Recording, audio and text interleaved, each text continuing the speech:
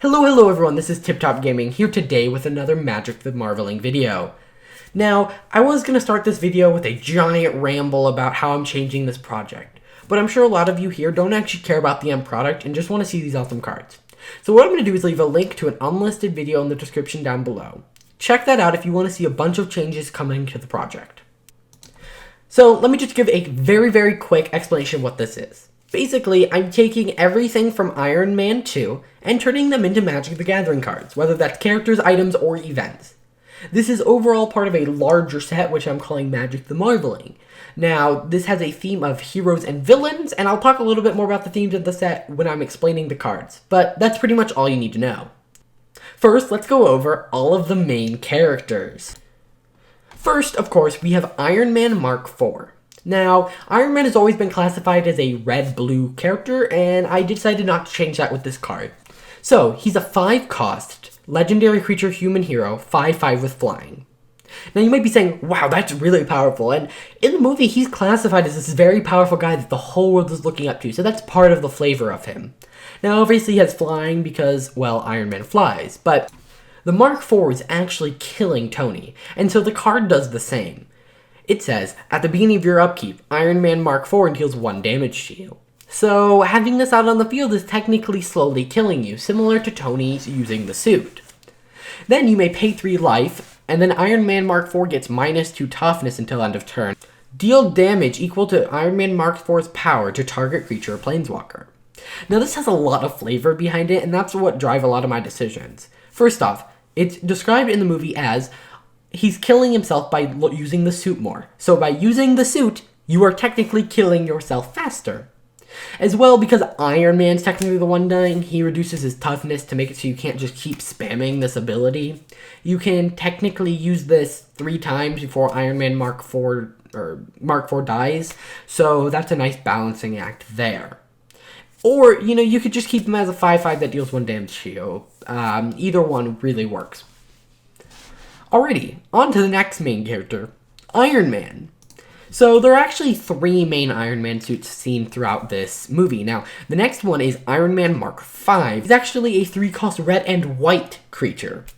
And he's also a 5/5 with haste and flying. Now, I think this might be a little bit powerful as well. I'm trying to make Iron Man really powerful, but the reason he's red and white is because the Mark V was described as being used for, travel purposes. This was the thing in the suitcase.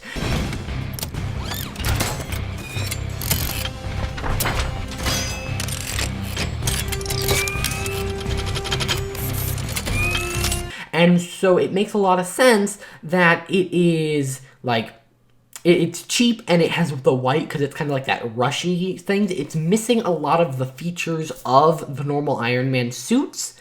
And that's why it says, whenever Iron Man Mark V takes damage and at the beginning of your upkeep, put a -1/-1 counter on him. So the suit kills itself very quickly. And so it ends up not being a super big threat. I think that this could probably be lower cost. It could probably be a 4/4, and when the Phase 1 full review comes out, which will basically be after the Avengers movie, you'll be able to see the final versions of the cards I picked. So this may end up getting lowered in terms of power.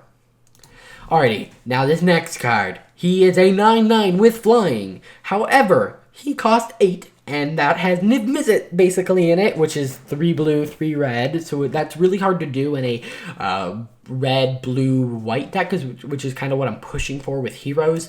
But he's a 9/9 with flying, so that's very powerful. He gets +1/+1 for each artifact on the battlefield. So that's also very powerful. It's pretty easy to get your artifact count up there really high. And then, to add to that, he basically has Counterspell and Lightning Bolt attached to him, except Lightning Bolt costs double red here. So you can pay 2 red and deal 3 damage to any target, and then you can pay 2 blue to counter target spell that targets you or a hero you control. So this card is crazy. It's meant to be a bomb, it's supposed to be the big creature. I believe this is the creature with the highest CMC in the entire set so far. And it's meant to be, you drop that on the field, I'm dead. And really what this is supposed to symbolize is in the movie, he gets this thing that's no longer killing him, which is why he is able to counter things that are targeting him. So, hey, you're going to target me with something, that doesn't work because now I'm immune to it. And so that's kind of where that flavor comes from. And yeah, I really like the way this card turned out. Alrighty, let's move on to the villain of this story. Ivan Vanko is a 3-cost 1/2, and he's a legendary creature human. You can pay 3, 1 blue and 1 black, to tap and sacrifice an artifact to create a 3/3 colorless drone token named Hammer Drone with flying. If you control 4 or more Hammer Drone creatures, you may transform Ivan Vanko into Whiplash. So basically, this is supposed to represent him sacrificing the old Iron Man useless suits in turning them into drones, and then once he has enough drones to take over, he becomes Whiplash. Whiplash is a 4/4 with Menace. He gets +1/+1 for each Hammer Drone on the battlefield, so he doesn't get it for each artifact like Iron Man does, but also he technically costs 3. Then, Whiplash can block an additional creature each combat. This is to represent him fighting Rhodey and Iron Man at the same time. He has 2 whips. It makes a lot of sense. You technically don't have to transform him. So when he transforms, he is an 8/8 with Menace, which is huge. And if you notice, Iron Man can't block that alone. And technically, if you wait to transform Whiplash and, like, in the lore context, like, make your plan better, Whiplash becomes stronger. So I really like this card. Alrighty, on to another flip card. We have Natasha Romanoff, and this is a very interesting card. You can pay 1 blue, black, blue, black, blue, black. So that allows you to play this both in the villain deck and the hero deck. It's a lot easier to play actually in the villain deck. But it's a legendary creature, human spy, and it's a 2/2. At the beginning of your upkeep, Natasha Romanoff deals 2 damage to you. Why would you want that? Well, you can pay 1 and target player gains control of Natasha Romanoff. And then you can pay 7, destroy all other creatures that this creature's controller controls. Transform Natasha Romanoff into Black Widow. Anyone can activate this ability. So, the idea here is you drop her in, she infiltrates your opponent, kind of like she infiltrated Stark Tech, and is slowly, like, I guess she's not really killing Stark Tech, but she's slowly gathering information and, weakening their opponent for what she's planning to do. And then she finally, drops the bomb and just takes out everyone. And when she does that, she flips. And technically, she flips under her opponent's control. However, Black Widow's owner gains control of her when she is transformed. So basically, when you flip her to Black Widow, she now is back on your side, and she can't be blocked and is a 5/5, so that's pretty devastating. However, let's say your opponent has a really big board state. You can pay a white or a blue and a blue or a black to transform Black Widow into Natasha Romanoff, which allows her to go back undercover, start dealing that damage again, and then destroy all creatures again. So this allows you to set up value engine, and I think this is a really fun card. On to another character. Justin Hammer. He costs 1 and a Grixis, that's blue, black, red, and he's a legendary creature human. He's a 2/2, and at the beginning of each upkeep, create a colorless suit artifact token named non-functional suit. At the beginning of your end step, if you control 5 or more artifacts named non-functional suit, each opponent loses 2 life, and you sacrifice all but 3 non-functional suits. So basically, he gets to just keep dealing damage to you. Now, this isn't that powerful. However, if you combine Justin Hammer with Iron Man, or with Ivan Vanko, you get something very powerful. Ivan Vanko sacrifices things. Now, these non-functional suits are literally useless suits. They are just artifacts that boost your artifact count, and that actually matters to a bunch of cards in the set. So, this kind of represents him, having his hand in kind of everything. Alrighty, on to the next card. Nick Fury Savior. He costs red, red, red, which is kind of hard to do, and he's a 3/3 with first strike. And you can sacrifice a card named Iron Man Mark IV and search your library for a card named Iron Man Mark VI and put it into your hand. So this is a very situational card. I don't think this card's really that great. This could probably be a common, but the idea here is that if you have him and Iron Man Mark IV out, you can basically switch it out for Iron Man Mark VI. Originally, this actually swapped it out on the battlefield. However, as you know, Iron Man Mark VI is crazy and you should have to pay its mana cost. Alrighty, on to the next one. Now we have Howard Stark Coldfather. It's a blue and a red, and for a legendary creature human, it's a 1/1. You can tap to add red or blue. Use this mana only to cast artifacts, instants, or sorcery. So this is artifacts, instants, and sorcery are kind of like the tech people. That's kind of like the theme of those colors inside of this set. Another card that's very kind of simple is Happy Hogan. It's one white, and for a 3/3 vigilance. This was originally white to kind of mirror Nick Fury. However, this is just Happy Hogan and it has vigilance. Now, what you can do is tap him, which is important because he has vigilance, and give target creature you control gains haste until end of turn. If targeted creature is a hero, they get +2/+2 until end of turn. So basically, he can start boosting things repeatedly. It's actually a very powerful card if you're running him with other heroes, which white is, of course, a hero color. Next, we have Pepper Potts, CEO. So this is supposed to represent the fact that, Tony's dying, oh no, and so he promotes Pepper to be CEO. She is a 5-cost 2/2 legendary creature human. And she says, whenever a hero enters the battlefield, gain life equal to that creature's toughness. So this actually pairs really well with Iron Man, besides the fact that this costs 2 white and Iron Man costs a bunch of other colors. But if Iron Man enters the battlefield, it's at least 9 life, plus however many artifacts you control. Plus, she can tap to give target creature vigilance. If it's a hero, it also gains lifelink, which then again helps Iron Man, do all that crazy stuff. Now, I have kind of redacted what I did with Pepper last time. I believe I gave her lifelink. I'm giving her like this kind of lifelink theme, and you'll be able to see that through all of her cards. She'll have some sort of life gaining ability. Next, we have Phil Coulson. He's a 4-cost 2/2. And when Phil Coulson enters the battlefield, tap target creature. As long as you control Phil Coulson, that creature has protection from everything and does not untap during its controller's untap step. So, this can be used in 2 ways. Say you have a combo piece that really is only there for the passive ability. You can have Phil Coulson enter the battlefield and basically protect it. Or, you can tap down an opponent's creature that's like a 7/7, that's it. And it doesn't really matter because, well, now it's tapped. So this allows you to be both very offensive and defensive at the same time. Alrighty, the next character is not super big, but he's Senator Stern. He's a 4-cost 2/2, a lot of 2/2s. And it says instant sorceries, artifacts, and enchantments cost 3 more to cast. So that applies to everything. And this is kind of meant to represent, because, artifacts, sorceries, and instants are all the kind of things that Tony Stark deals with. And so Senator Stern makes those harder to deal with. And so this is a symmetrical effect. So you might want to play this like opposing an Iron Man deck. However, it also ends up applying to you. So this would really go in a creature-heavy deck.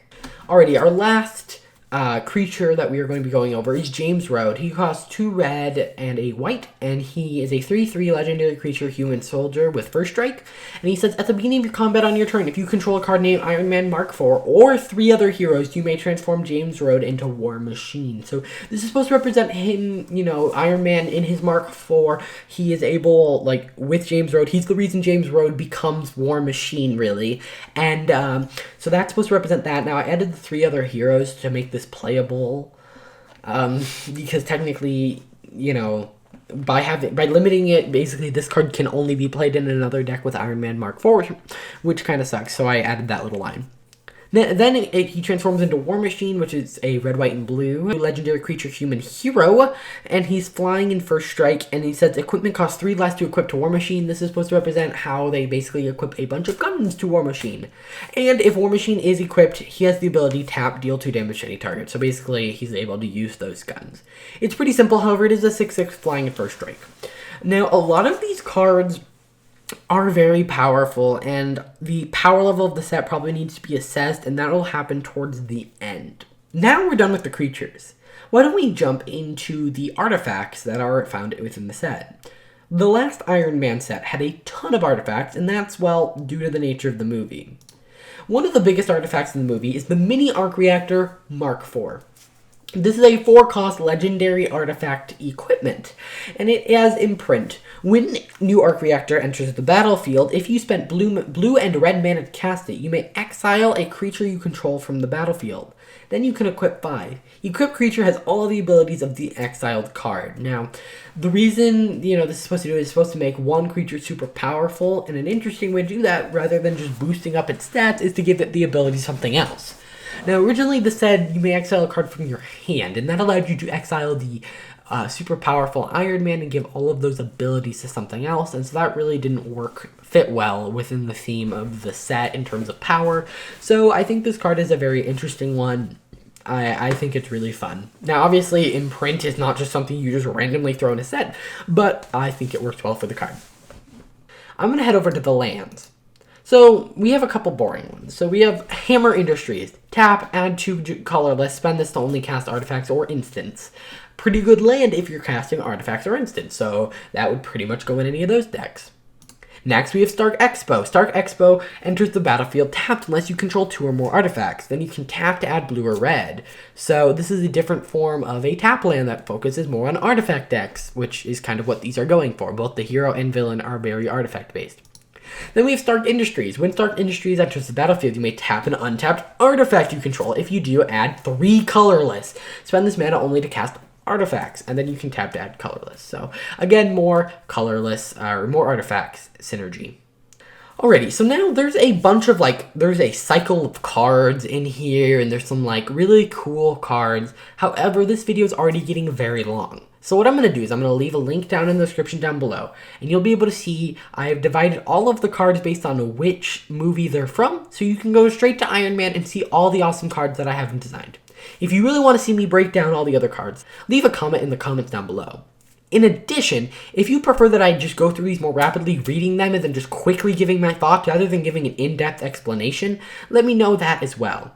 Because doing it like that, I might be able to get through every single card, however, you'll just have less background information about them. I personally think that this way gives you a better idea and that some of the commons in the set aren't nearly as important. Either way, I hope you guys enjoyed this video. This video took a lot of time to make. I had to design the card, get the art, film the video, edit the video, so this took a lot of time. So it would mean a ton to me if you hit that like button and subscribe button. I'll see you guys in the next video. Bye.